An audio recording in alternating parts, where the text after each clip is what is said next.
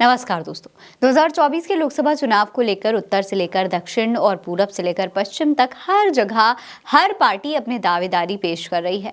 खास करके इंडिया गठबंधन की पार्टियां इस बार के चुनाव में बीजेपी को सत्ता से बेदखल करने की पूरी कोशिश कर रही हैं।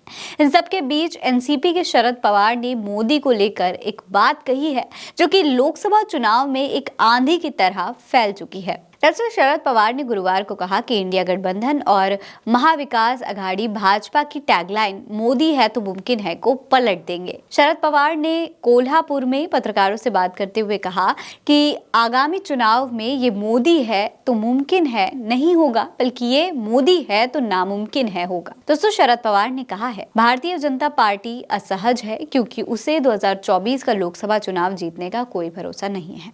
भाजपा में आगामी चुनाव जीतने के प्रति आत्मविश्वास की कमी इस बात से भी देखी जा सकती है कि वो पार्टियों को तोड़ने और बड़े नेताओं को अपने खेमे में लाने की पूरी कोशिश कर रही है। कुछ सर्वे से पता चला है कि भाजपा को वो सीटें नहीं मिलेंगी जिन पर उनकी नजर है।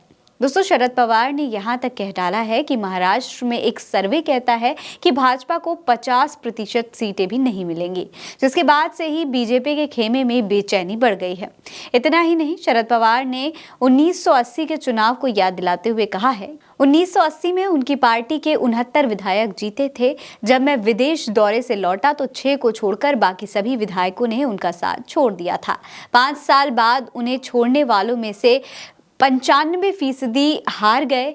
आगामी चुनाव में इसे फिर से दोहराया जाएगा। वहीं दोस्तों, महाराष्ट्र में इन सब बातों के बीच शरद पवार ने मेयर चुनाव में हुई धांधली का हवाला देते हुए एनसीपी प्रमुख ने कहा कि आज शासन सत्ता हासिल करने और विपक्ष को एक कोने में धकेलने के लिए किसी भी स्तर तक जा सकता है।